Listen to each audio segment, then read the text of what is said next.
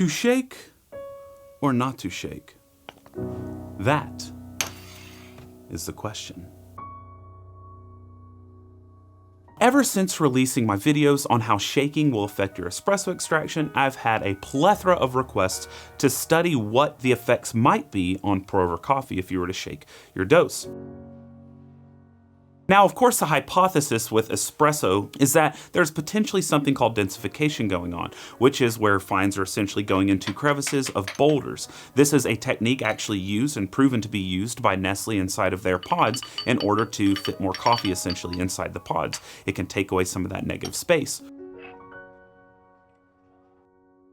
And my friend and scholar, Dr. Mark Alchamari, is the one who gave me this hypothesis. That seems to be a plausible reason for why you're getting benefits while shaking for espresso. With those being the benefits for espresso, will that actually translate to filter, where you have much coarser ground coffee, as well as a lesser focus of how the coffee is dumped inside of the receptacle itself? Obviously, under high pressure like in espresso, the way you put the coffee in is of vital importance because it's undergoing extreme pressure. But in a pour over, whenever you're using a kettle, you're redistributing the bed after you start your pours. Finally got the cojones to actually test this. I called my friend and Portuguese national barista champion, Rui Pedrosa, to come over, and we did a few 4-hour sessions of testing. So in this video, we're going to go over what those tests were, what the results were, and then whether or not this will affect you at home. I assumed it would aid in the taste of the extraction, just because I still wasn't sure what was causing the help in the original espresso quandary. It could be that when shaking, you're simply just ridding some of the negative aromas that are inside the freshly ground coffees. Now, this is a hypothesis that Dr. Samo Smirke gave me whenever I was telling him about some results recently.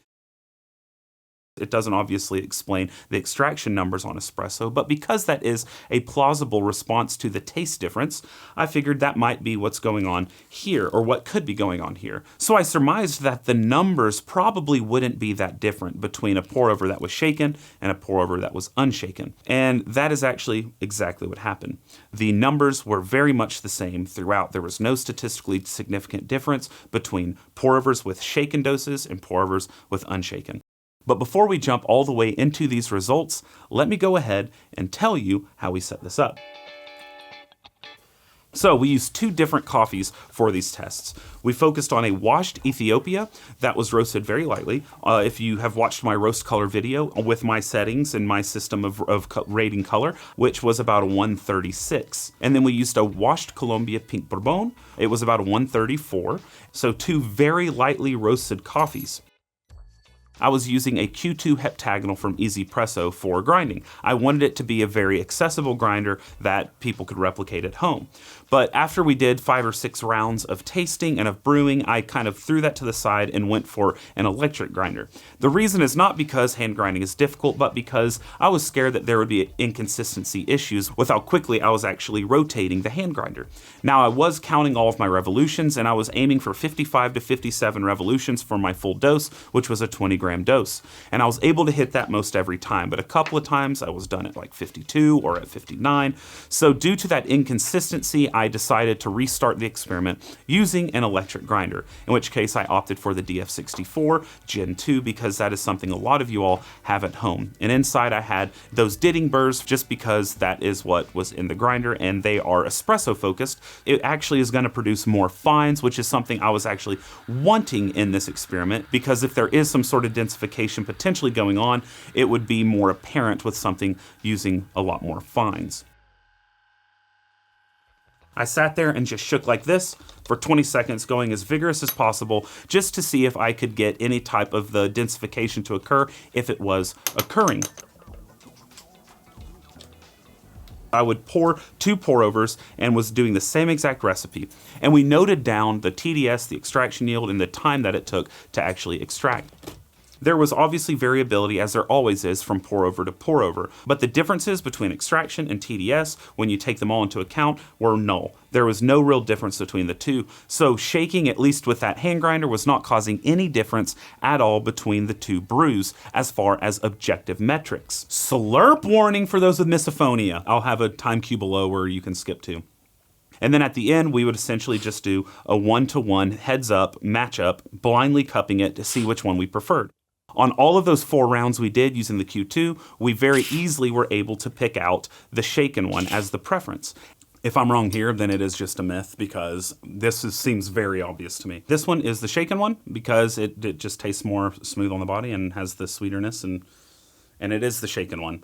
And what was so noticeable about this using the Pink Bourbon is that it had a lot more round acidity and the body presentation was a lot cleaner. So it wasn't as rough. With the unshaken, it tended to be a bit more rough on the texture and there was a bit more of like a reflection of fresh roast on it. It had kind of that gassy taste as well as a more harsh acidity. So this was something that we were noticing early on, and it was really easy actually to tell the two apart. When we switched to an electric grinder, we did a few different variations of cuppings to make it a bit more difficult, just to see if it was actually that big of a difference or if, as skilled cuppers, we were able to tell it 1v1 because, well, 2 cups is not that difficult. We would grind both of the 20 grams of coffee using the DF64. I would always grind the unshaken one first so it was sitting in there, and then I would grind the one for the shaker, and I would shake it 20 seconds, dump it in. Now, the way that I brewed was a 60-gram bloom, and then I would brew to the weight, which was 320 on my second pour after a 1-minute bloom. And they always were at 61 degrees centigrade before we poured them into the cups. I checked using my thermometer. We would quickly weigh the yield of the brews, we would take the extraction yield, and then we would place them into our cups. Now, instead of going into all the numbers, I'll have the data down below you can click on, but there was no obvious thing to give away which one might taste better than the other, at least not on paper.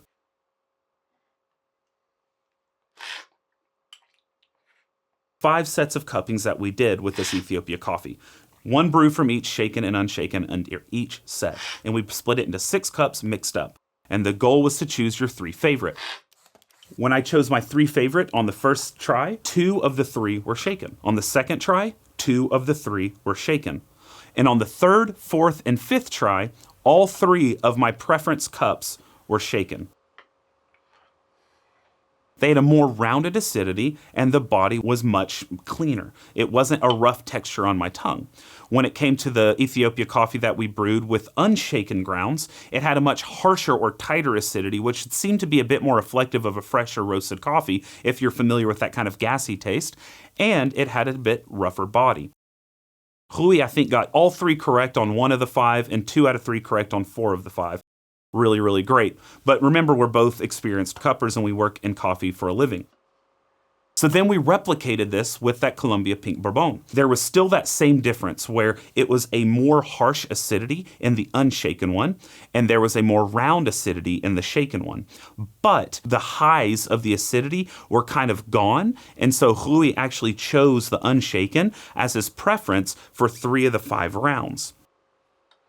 On the first round, 2 of my 3 preferred cups were shaken, and then the rest of the 4 rounds, 3 of 3 were shaken.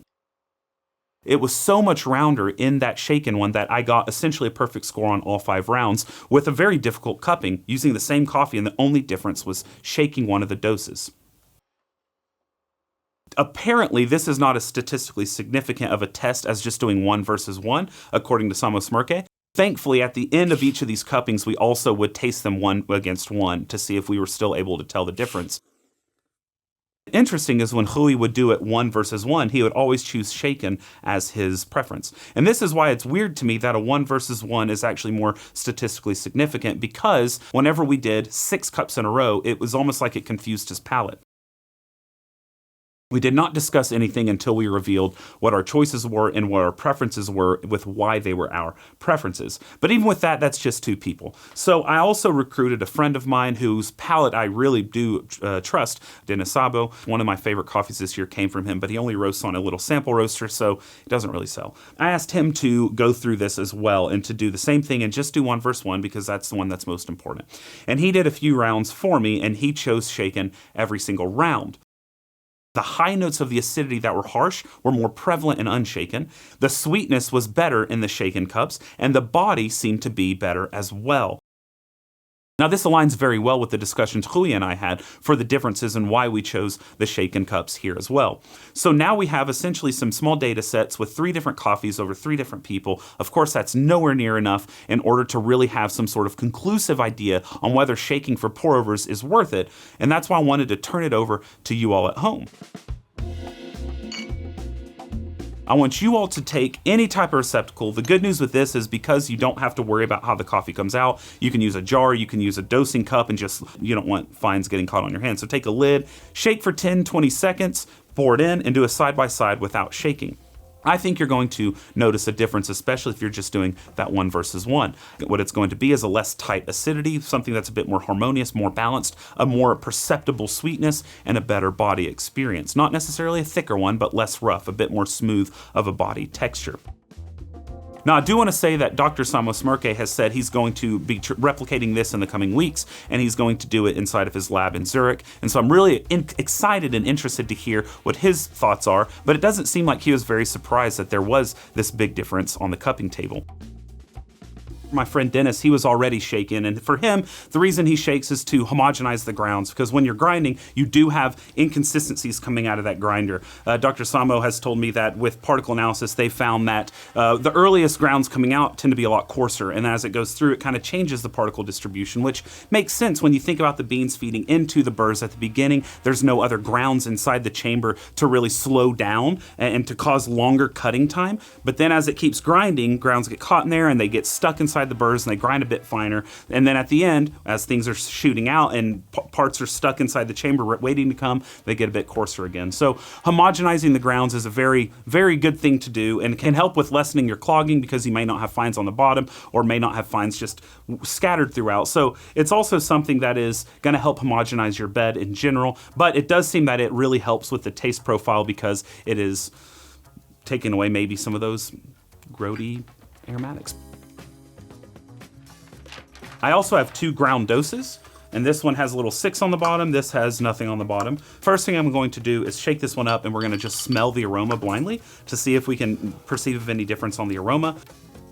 If I had to guess, which I do, this one to me smells like it might be unshaken, and this one smells like it could be shaken, so it should have nothing on the bottom. And it has nothing on the bottom, and this one has the marking on the bottom. But anyway, I hope that you enjoyed, and I have had a lot of requests for a little bit of this. You raise me up so I can stand on mountains. You raise me up to walk on something else. Now I can cup my coffees without bad aromas. Okay, thank you so much for watching. If you enjoyed what you like, please hit the like and subscribe. Check out all the other stuff because I'm tired of pandering to it. So thank you very much, and I hope that you brew something tasty today. And cheers.